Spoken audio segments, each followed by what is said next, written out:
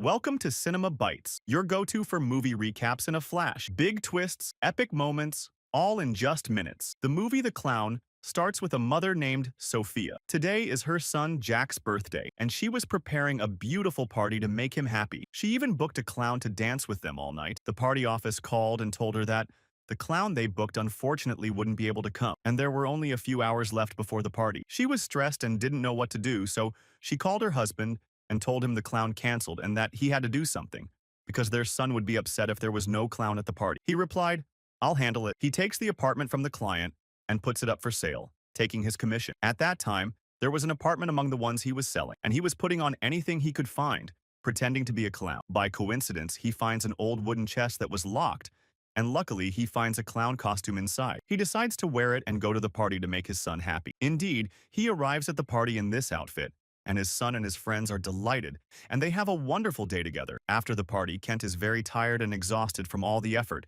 so he's too lazy to take off the costume and sleeps in it. Sophia tells him, "Come on, take off the costume to take your son to school." He goes into the bathroom and tries to take off the wig, but is surprised that it won't come off. He tells Sophia, "I can't take off the costume." She tells him not to worry, that it probably got stuck because he slept in it, and to take his son to school since there's no time, and to take it off when he gets back. So he takes his son to school wearing the clown costume, then goes to work. The workers didn't recognize him at first because of the clown outfit, but after they spoke to him, they realized he was their friend Kent. He told them, "My son Jack wanted a clown to take him to school, so I made his dream come true." Then he goes to the bathroom to try to take off the strange costume, and tries every way to remove it from his body, but nothing works. He tries to take off the wig, but it's still very difficult, as if the costume has become a part of his body. He finds a box cutter in the drawer in front of him, and tries to cut the costume with it, but he injures himself and the costume doesn't get cut. He tries even more brutal methods to get rid of it. He takes a saw and goes into the bathroom and tries to cut the costume with it, but strangely the saw breaks and the costume isn't even scratched. He goes home and finds Sophia's father there,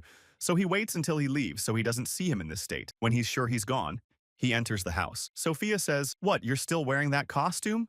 He replied, "I tried many ways to take off the wig and the suit, but I couldn't." She was a dentist, so she got her surgical tools and tried to remove the red ball from his nose, but it was stuck hard to his skin. She froze it and pulled it hard, and a piece of flesh came off with it. He screamed from the pain. In the midst of the chaos, their dog came and ate the red nose that had fallen off, which in itself was going to cause a disaster. Jack woke up from sleep because of their loud voices. Sophia told him, "It's nothing, honey, go back to sleep. You have school tomorrow." After that, he went to the hospital to treat the wound on his nose. He went to the doctor. The doctor treated the wound and said, "You must have glued the ball to your nose. The solution now is to take a hot shower so the glue comes off." Even though he wasn't convinced by the doctor's words, he had to follow them, hoping it would work. He stayed in the bathtub under hot water for an hour until he almost fainted. After he got out, he felt an unnatural hunger and started eating anything in front of him.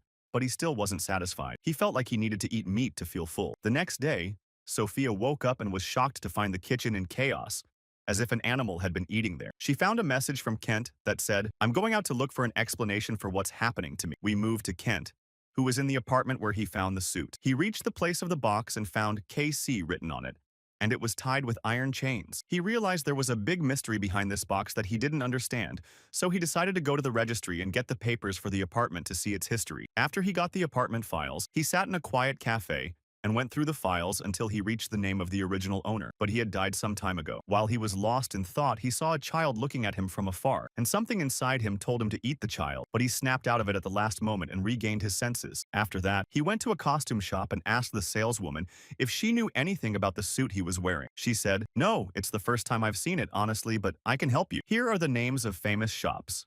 You can ask them." He noticed a shop called KC, the same name that was written on the box. He called the shop owner and told him everything in detail. The owner was shocked and asked, "Where and when did you find it?" "Never wear that suit, no matter what happens." Kent said, "I already wore it." He gave him an address and said, "Come to this address and I'll help you get rid of it." After a while, Kent arrived at the address and met a man named Magic. He told him, "The suit you're wearing is cursed. Anyone who wears it gets possessed by a demon. Anyway, drink this cup of tea first to clear your mind." He started telling him the story of the suit and said, "With time, you'll start kidnapping children and eating them, because the demon inside you is a cannibal. But there is only one way to get rid of this demon." Kent started to lose consciousness because Magic had put a sedative in his tea. After a while, he woke up to find himself tied up, and Magic was holding a cleaver, wanting to cut off his head. He said, "This is the only solution for the demon inside you to come out." Just as he was about to kill him, Kent freed himself at the last moment.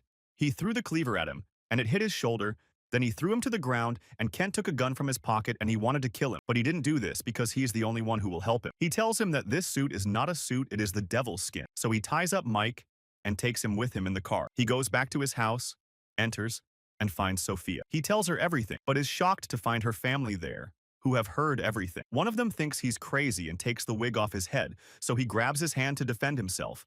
But his hand breaks and the bone comes out. He is surprised by his superhuman strength. Then he tells them, I'll hand Mike over to the police and I'll turn myself in too. Maybe they can get the devil out of me. While they are leaving, Kent notices that his body parts are starting to transform and the devil is taking over him more. As soon as Mike sees him transforming, he chokes him with the handcuffs because he knows, more than anyone, that if Kent transforms, no one will be able to stop it. Kent starts losing control and they get into an accident. Kent gets out of the car angry and drags Mike out. Mike tells him, kill yourself quickly before you fully transform. That's the only way to prevent the devil from possessing your body. At that moment, an Arab car stops in front of them, with 2 children inside. As soon as he sees them, he starts to feel hungry and the devil tells him to attack and eat them. But he snaps out of it at the last moment, pulls himself away, and enters the forest to get away from them. Inside the forest, there's a family tent with a child inside. The child leaves the tent to wash a dish. While walking, he hears a sound nearby, shines his light towards it, and is surprised to see him standing there, staring in the darkness, looking exhausted and unnatural. He says to the child, son, do you have anything to eat? The child gets scared,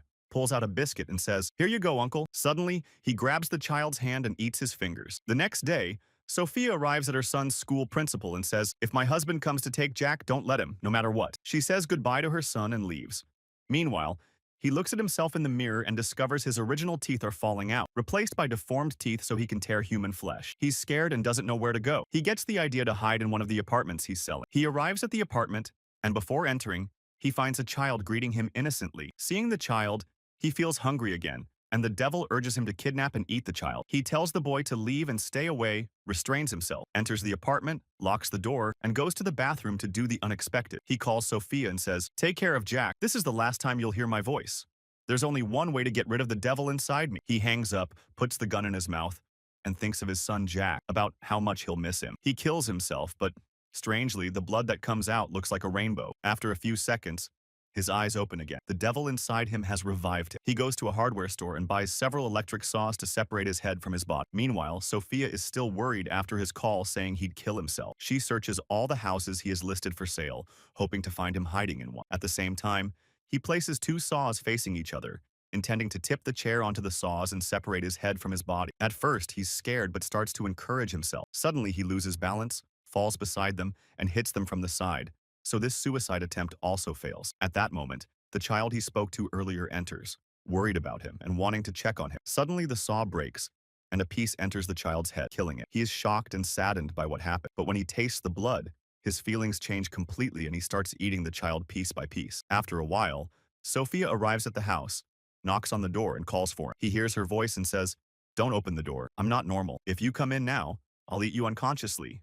Leave me and go. Sophia says, I won't leave you. I'll stay with you until we solve this problem together. He opens the door and says, take me away from here. I've become a cannibal. She looks inside the apartment and sees the bones of the child he just ate. She locks him in the basement and chains him with iron chains, then starts to understand what's happening. He tells her, there's a guy named Mike in the hospital. He's the one who can give you any information to get rid of this curse. She goes to the hospital and finds Mike sick and unable to speak. So he grabs a notebook and writes, I'm the only one who can help. He describes the address of the apartment where he found the suit. She arrives at the apartment and searches every corner, discovering something strange, a camera fixed in front of a wooden chair with handcuffs. She manages to play the recorded footage and sees frightening scenes of a person wearing a clown suit, causing chaos and trying desperately to break free. He doesn't look human at all. We move to Jack's school, where Jack is crying because all the kids are mocking his father's appearance. A boy named John comes and puts glue on his hand to smear it on Jack's face. But Jack bites his hand and runs away, then goes home to tell his mother, but doesn't find her. He hears a voice from the basement calling him, Jack. He says, Dad, are you there? He replies, come down, I'm waiting for you. Jack goes down and finds his father. He says, what's wrong? Why are you crying? Jack says, my friends are bullying me. He asks, what's his name exactly? Jack replies, his name is John. He says, get those keys over there and unlock me. Meanwhile, Sophia takes the camera and leaves. She gets a call from a friend saying, your son Jack isn't at school. Sophia panics and rushes home to check if her son arrived. She enters, calling for Jack, her heart pounding with fear and nerves frayed, only to find him sitting in the living room, calm and unharmed. She asks, "Why did you leave school on your own?" He replies, "My friends beat me." We move to John, who bullied Jack and is in his room playing PlayStation. He enters and says, "So you're the one bothering my son?" He attacks and eats him savagely. We move to Sophia, who is packing her bags with Jack to leave the house, afraid that after he left, he might come back and attack and eat them. The problem is the dog was cursed with the same curse as him. The dog attacks her and is about to eat her when Mike arrives at the last moment and saves her. Sophia says, "I saw the videos recorded on the camera and I want you to explain what this curse is." He sits and explains the whole story. "I work in fashion and every week I get a shipment from abroad. The devil's suit was among the shipment, but before I sold it, I felt its design was different, and I really liked it. At the time, my brother worked as a doctor in a children's hospital and they had a big party. I decided to do a good deed, and I wish I hadn't. I wore the cursed suit and went to the party, but I couldn't take it off again and the devil possessed me. I asked my brother to help me and he tied me up like you saw in the camera footage. He started talking to the devil inside me to get him out. The devil demanded 5 children to eat to leave my body, or another solution, to separate my head from my body. My brother brought me 5 children and I ate them. After the curse was broken, I put the suit in a wooden box and hid it in the apartment your husband took." Sophia said, "But he said the only solution is to separate his head from his body." He replied, "I told him that, so I could sacrifice him. It's better than sacrificing 5 children. We have to see where he is now." They go to nearby children's amusement parks and they guess he's probably there. On the other side, we see him sitting inside one of the rides, waiting for any child to come in so he can eat them. We see the poor, unlucky child get surprised. He was waiting for him inside, so he eats him, and blood and the rest of the child's body parts fall out of the ride. When the other children see this, they scream and chaos breaks out everywhere. Sophia and Mike arrive at the place,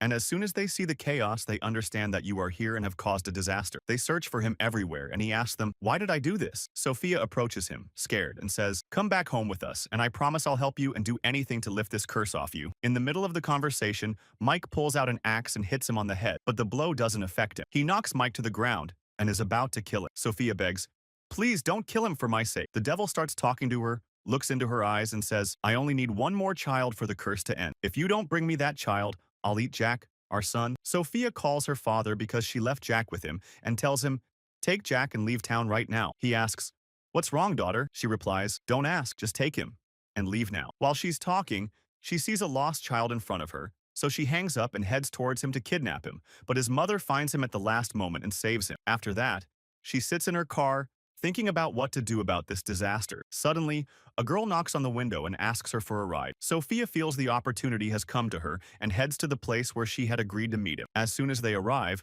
the girl gets out of the car and waits for him to come eat her. Every minute that passes, Sophia feels guilty and regrets what she's doing. Suddenly, a police officer arrives and asks her, "Why did you bring the girl here to such a deserted place?" She replies, "No, I was just giving her a ride and my car broke down." After that, Sophia deduces that since you're not here, you must be going to eat Jack, her son. She heads to her father's house, and when she arrives, she finds her father and son are both fine. Her father asks, "What's wrong, daughter? You called and worried me about you." Suddenly, he comes from behind and kills him. The devil inside him speaks in his voice, saying, "Only one child left." Quickly, Sophia goes down to the garage and grabs a hammer to defend herself. She spots her son Jack standing on the stairs and tells him, "Go upstairs, go." He arrives at that moment and attacks her. Sophia tries to hit him with the hammer and actually injures him, but of course it doesn't affect the devil. He chokes her and says, "Where's your son Jack?" At that moment, he hears Jack's voice and lets her go, trying to catch Jack to eat him. But Sophia doesn't let him. She grabs a knife and stabs him in the back, then slashes his neck, but she can't sever it completely. He gets angry,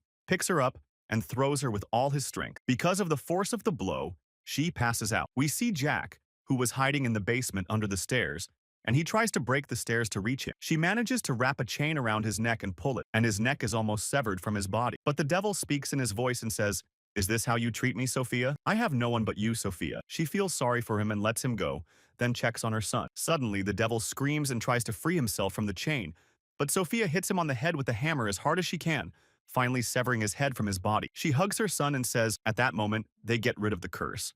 And we see his face, but unfortunately, he's dead. After a while, the police arrive and take his body to the forensic department, wrapping up all the tools he had with him, including the clown suit.